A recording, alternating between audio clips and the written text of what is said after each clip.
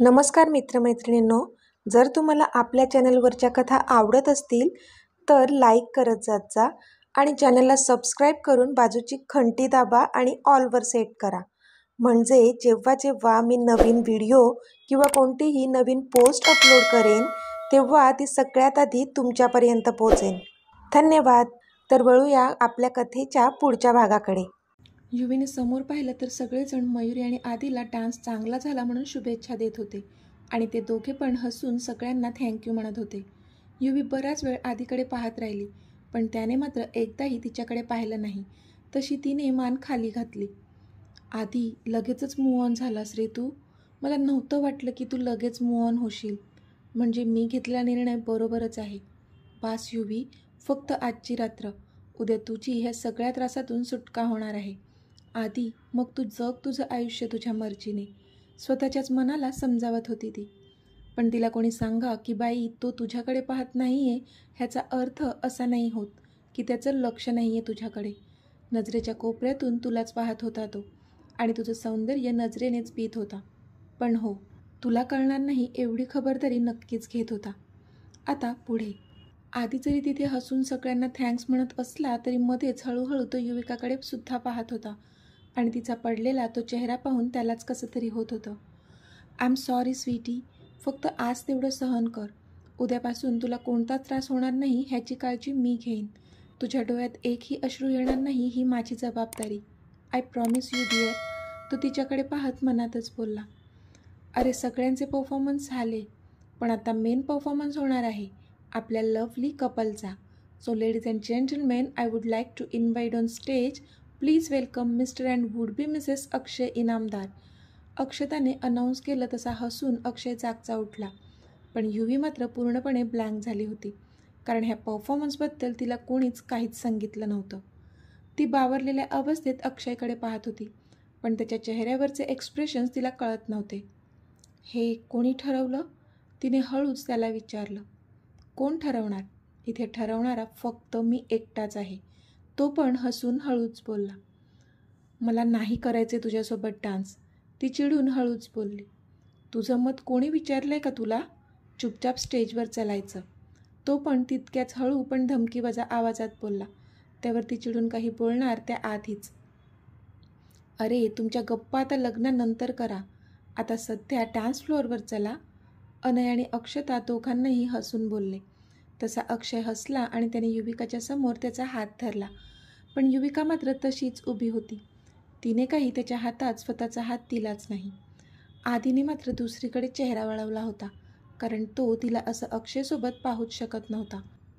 खूप जास्त त्रास होत होता त्याला ह्या क्षणी.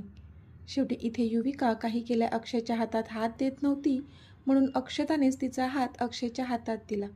तसा अक्षय तिला घेऊन डान्स फ्लोअरवर आला. युविकाने एकदा केविलवाणा चेहरा करून आधीकडे पाहिलं, पण त्याचं लक्ष होतं कुठे तिच्याकडे. त्याने तर नजर फिरवली होती आणि त्यात भर म्हणून की काय आता त्याच्या बरोबर समोर मयुरी त्याच्यासोबत बोलताना तिला दिसली आणि तिने दुःखी होऊन मान खाली घातली.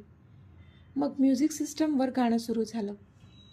पल पल पल पल हर पल कैसे कटेगा पल हर पल पल पल पल हर पल कैसे कटेगा पल हर पल दिल दिल दिल दिल में मची है हलचल हलचल हलचल कैसे कटेगा पल हर पल कैसे कटेगा पल हर पल. अक्षयने युविकाच्या कमरेवर हात ठेवला होता आणि एक हात तिच्या हातात होता त्याचा. गाण्याच्या बोलावर तो तिला गोल गोल फिरवत होता आणि कधी खूप जवळ ओढत होता. युविकाला मात्र त्याचा स्पर्श असह्य झाला होता. कितीही प्रयत्न करूनही त्याच्यापासून दूर होऊच शकत नव्हती ती, कारण कपल डान्स करत होते ते. उद्या एकमेकांच्या गळ्यात वरमाला घालणार होते दोघेही. लग्न होणार होतं त्यांचं. मग कोणत्या अधिकाराने ती दूर जाऊ शकत होती त्याच्यापासून? त्याच्यासोबत डान्स करण्याशिवाय कोणताच पर्याय नव्हता तिच्याजवळ. अक्षय, जरा दूर राहून पण डान्स करू शकतोस तू, एवढं जवळ यायची गरज नाही आहे, ती हळूच बोलली. पण तो मात्र त्यावर क्रूर हसला. काय करू यार, आज तू जरा जास्तच सुंदर दिसते. मला नव्हतं वाटलं की साधी राहणारी तू ह्या नवरीच्या वेशात इतकी सुंदर दिसशील. खरंच यार, मला कंट्रोल नाही होत तुझ्यापासून दूर राहणं. तो तिला अजून जवळ ओढत बोलला तसं तिने रागात त्याच्याकडे पाहिलं. अक्षय, स्वतःच्या लायकीत राहायचं, कळलं ना? ती चिडून बोलली. त्यावर तो पण चिडला. लायकी कोणाची काढतेस ग? उद्या लग्न होणार आहे आपलं, लक्षात आहे ना? की विसरलीस? माझ्या जवळ येण्याशिवाय दुसरा कोणताच पर्याय नाही आहे तुझ्याजवळ. आज मला म्हणतेस की दूर राहून डान्स कर. उद्या लग्न झाल्यावर आपली वेडिंग नाईट असेल तेव्हा तर तुला माझ्याजवळ यावंच लागेल, खूप जवळ. तेव्हा बघतो मी तू काय करतेस. अशी अवस्था करून ठेवेल ना, सगळा हिशोब पूर्ण करेल तुझा आणि त्या आधीचा सुद्धा. तो खूपच चिडून बोलला, पण त्याच्या शब्दांनी युविका मात्र हादरलीच. अक्षय, ती जोरात चिडूनच बोलली. जास्त ओरडू नकोस. ज्याच्या जीवावर ओरडत आहेस ना, तो बघ गेला तुला सोडून. थोडे दिवस प्रेम केलं, तुझा वापर केला आणि आत्ता बघ मस्त त्या मयूसोबत लग्न करणार आहे तो. तुला काय वाटलं, तुझ्यासारख्या मुलीशी लग्न करेल का तो? प्ले बॉय आहे तो. तुला फसवलंय त्याने, कळतंय का काही? अक्षय बोलला तसं युविकाने समोर पाहिलं तर आदी आणि मयुरी एकमेकांशी हसून बोलत उभे होते. त्यांना पाहूनच युविकाने डोळे गच्च मिटले.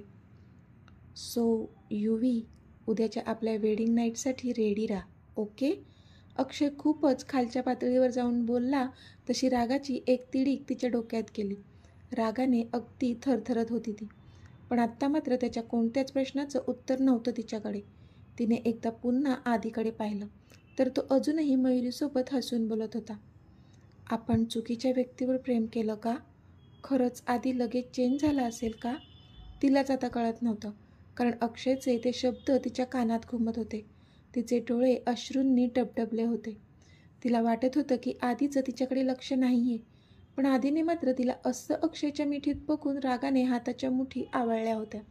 त्याला अक्षयचा इतका जास्त राग आला होता, पण सध्या शांत राहावं लागणार होतं त्याला. ह्या सगळ्यांचं तो उद्या एकदाच उत्तर देणार होता आणि तीच अक्षयच्या गालावर मारलेली मोठी चपराक असणार होती. टाळ्यांचा कडकडाट झाला तसे तिने डोळे पुसले आणि मग ते दोघेही डान्स फ्लोअरवरून खाली आले. युविका चुपचाप जाऊन तिच्या चेअरवर बसली. Are you okay? परीने येऊन युवीला विचारलं. तशी तिने खाली मान घालून होमध्ये मान हलवली. पण परीला मात्र कळलं होतं की नक्कीच युविका डिस्टर्ब आहे. पण बाजूलाच अक्षय बसलेला असल्यामुळे तिला काही जास्त विचारता पण येत नव्हतं. तिने एकदा रियांशकडे पाहिलं तर त्याने पण नकारार्थी मान हलवली, कारण सध्याची युविकाची अवस्था तो पण बघू शकत होता. परीने आधीकडे पाहिलं तर तो एकटक युवीकडे पाहत होता, पण युवी मात्र मान खाली घालून बसली होती. तिचं लक्ष नव्हतं त्याच्याकडे. त्याचा जीव तिळतीळ तुटत होता तिच्यासाठी, पण सध्या त्याचे हात बांधले होते. एका क्षणी त्याला वाटलं की आपण आपला प्लॅन जाऊन तिला सांगावा, पण नाही, अडवलं त्याने स्वतःला, कारण असं करण्याने खूप प्रॉब्लेम झाले असते आणि ते खुद्द युविकानेच निर्माण केले असते. म्हणून गप्प राहण्याव्यतिरिक्त काहीच करू शकत नव्हता तो ह्या क्षणी. पण तिची काळजीसुद्धा वाटत होती त्याला. त्याने परीला डोळ्यांनीच इशारा केला आणि तिची काळजी घ्यायला सांगितली, निदान आजची रात्र तरी. उद्यापासून कोणताच प्रॉब्लेम तो तिच्यापर्यंत येऊ देणार नव्हता. संगीत फंक्शन संपलं होतं आणि आता बराच उशीर झाला होता. सगळेजण आपापल्या रूममध्ये झोपायला निघून गेले होते. आधी त्याच्या बेडवर आडवा झाला होता. त्याच्या डोळ्यांसमोर आजचा युविकाचा तो रडवेला चेहरा येत होता. अक्षयच्या मिठीत डान्स करत असणारी ती खूपच हतबल वाटत होती. इच्छा नसताना पण त्याच्यासोबत तिला डान्स करावा लागत होता आणि म्हणून त्याला खूप राग येत होता त्या अक्षयचा. अक्षय, एकदा का उद्या आमचं लग्न होऊन जाऊ दे. तुझा खरा चेहरा नाही सगळ्यांसमोर आणला तर नाव लावणार नाही मी, आदित्य इनामदार. आतापर्यंत खूप त्रास दिला तू मला आणि माझ्या स्वीटीला सुद्धा, पण ह्या सगळ्यांचं उत्तर मी तुला असं काही देणार आहे ना की तू बघतच राहशील. ना घर का ना घाट का, अवस्था करून ठेवेल मी तुझी, कारण तुझी लायकी तीच आहे. आधी रागातच मनात बोलला आणि झोपण्याचा प्रयत्न करू लागला. इथे युवीने पण चेंज केलं होतं आणि एक सिंपल पिवळ्या रंगाची साडी नेसली होती तिने. कधीपासून ती बेडवर पडून होती, पण तिला झोप काही केल्या लागत नव्हती, म्हणून एकटक समोर शून्यात बघत होती ती. आज मला म्हणतेस की दूर राहून डान्स कर. उद्या लग्न झाल्यावर आपली वेडिंग नाईट असेल तेव्हा तर तुला माझ्या जवळ यावंच लागेल, खूप जवळ. तेव्हा बघतो मी तू काय करतेस. अशी अवस्था करून ठेवेल ना, सगळा हिशोब पूर्ण करेल तुझा. आणि त्या आधीचासुद्धा. युवी, उद्याच्या आपल्या वेडिंग नाईटसाठी रेडी राहा, ओके? अक्षयचे ते शब्द तिच्या कानात घुमत होते तसतसे तिच्या डोळ्यांतून अश्रू बाहेर पडत होते. ती स्वतःच्याच हाताने तिच्याच शरीरावरून त्याचा स्पर्श पुसून टाकण्याचा प्रयत्न करत होती. तिला घृणा वाटत होती मगाशी झालेल्या त्याच्या स्पर्शाची. तिने बाजूला पाहिलं तर मिहिका शांत झोपली होती. म्हणून तोंडावर हात ठेवून ती स्वतःचा बाहेर पडणारा हुंदका अडवत होती, जेणेकरून मिहिका उठू नये म्हणून. ती आता बेडवरून उठली आणि समोरच्या ड्रेसिंग टेबलवर येऊन बसली. स्वतःचा चेहरा ती आरशात पाहत होती.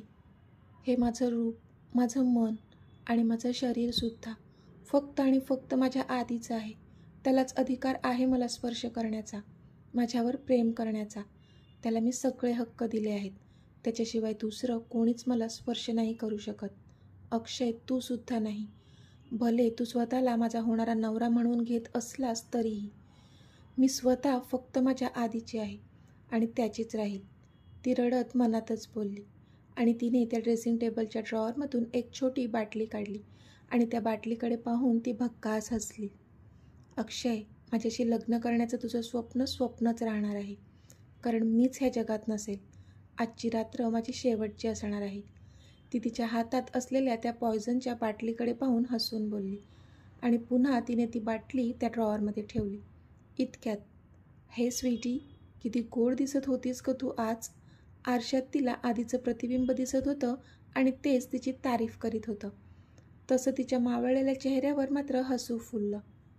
आधी, तिने खुश होऊन पटकन मागे पाहिलं, पण आत्ता मात्र तिची निराशा झाली, कारण आत्ता ना आधी तिच्या मागे उभा होता आणि नाही त्याचं प्रतिबिंब तिला आरशात दिसत होतं. तसं पुन्हा तिला रडायला आलं. आय एम सॉरी आधी, मला तुला सोडून नाही जायचं आहे, पण माझ्याकडे दुसरा कोणताच पर्याय शिल्लक नाही आहे. आजची रात्र माझ्या आयुष्यातली शेवटची रात्र आहे आधी, पण ही रात्र मला तुझ्यासोबत घालवायची आहे. एकदा शेवटचं मला तुला भेटायचं आहे, तुझ्यावर प्रेम करायचं आहे, खूप जास्त प्रेम करायचं आहे. ती स्वतःशीच बोलली. तिने घड्याळ पाहिलं तर त्यामध्ये आता रात्रीचे 2 वाजले होते. ती हळूच उठली. तिने बाजूला पाहिलं तर मिहू गाढ झोपली होती, म्हणून ती दबक्या पावलाने रूमच्या बाहेर पडली आणि हळूच दार लावलं तिने. आता तिची नजर आधीच्या रूमच्या दारावर होती. तिने आजूबाजूला पाहिलं तर सगळं शांत होतं.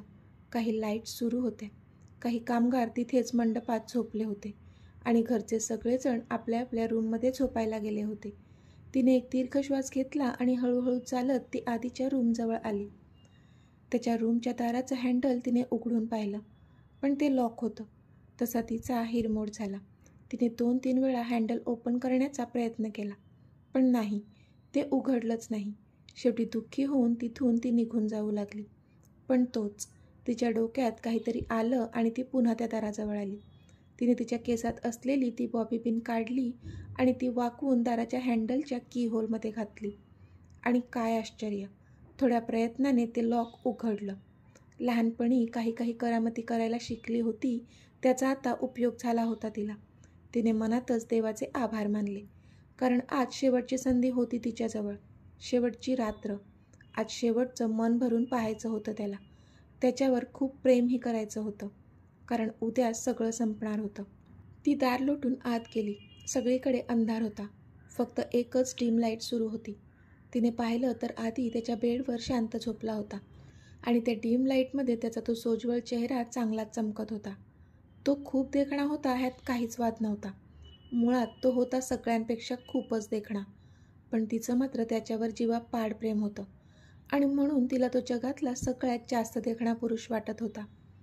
ती हळूच बेडवर चढली आणि त्याच्या अगदी जवळ जाऊन पहुडली. तिने तिच्या एका हाताचं टेकण केलं आणि आत्ता ती त्याच्या चेहऱ्याकडे एकटक पाहू लागली. त्याला पाहत असताना तिचे डोळेसुद्धा डबडबले होते, कारण आज शेवटचं त्याला पाहू शकणार होती ती. आधी, मला माफ कर. मी खूप वाईट वागले तुझ्याशी ह्या मागच्या काही दिवसात, पण माझा नाईलाज होता अरे. पण आत्ता मात्र अक्षयचा तो किळसवाणा स्पर्श मी नाही सहन करू शकत. मी फक्त तुझीच आहे आणि माझ्या शरीरावर फक्त तुझा अधिकार आहे. माझ्या अंगाला हात लावण्याचा हक्क मी फक्त तुलाच दिलाय. मनाने तर मी तुझीच आहे, पण आत्ता मला तुझं व्हायचं आहे, अगदी शरीराने सुद्धा. इथून दूर जाता जाता मला तुझं बनवून घे आधी. हीच माझी शेवटची इच्छा आहे असंच समज. मी नाही पाहू शकत तुला मयुरीसोबत. तू फक्त माझा आहेस आणि माझाच राहील, निदान मी जिवंत असेपर्यंत तरी. ती डोळ्यात अश्रू आणून मनात बोलली आणि तिने त्याच्या केसात अलगद हात फिरवला. तशी त्याने थोडी चुळबुळ केली, पण झोपेत असल्यामुळे त्याला काही कळलं नाही. डीम लाईटमध्ये असंही त्याला काही कळणार नव्हतं, कारण तो झोपेत होता. ती त्याच्या अजून जवळ सरकली आणि तिने हळुवारपणे त्याच्या कपाळावर किस केला. हळूहळू करून तिने त्याच्या पूर्ण चेहऱ्यावर किस केला. तो झोपेत होता, पण जसा तिच्या ओठांचा स्पर्श त्याला त्याच्या चेहऱ्यावर झाला तशी पुन्हा त्याने चुळबुळ केली, पण तिने मात्र त्याला सोडलंच नाही आणि अजून उत्कटतेने त्याला किस करू लागली ती. पण जसा तिच्या शरीराचा उबदार स्पर्श त्याला त्याच्या शरीरावर जाणवला तसे झोपेत पण त्याच्या शरीरातले अणुरेणू जागे झाले आणि त्याने झटक्यात तिला स्वतःजवळ ओढलं. तर मित्रमैत्रिणींनो, आजचा भाग तुम्हाला कसा वाटला ते मला कमेंटमध्ये सांगा आणि जर आवडला असेल तर व्हिडिओला लाईक करा, शेअर करा आणि चॅनलला सबस्क्राईब करून बाजूची घंटी नक्की दाबा. चला तर भेटूया आपल्या पुढच्या भागात. तोपर्यंत धन्यवाद.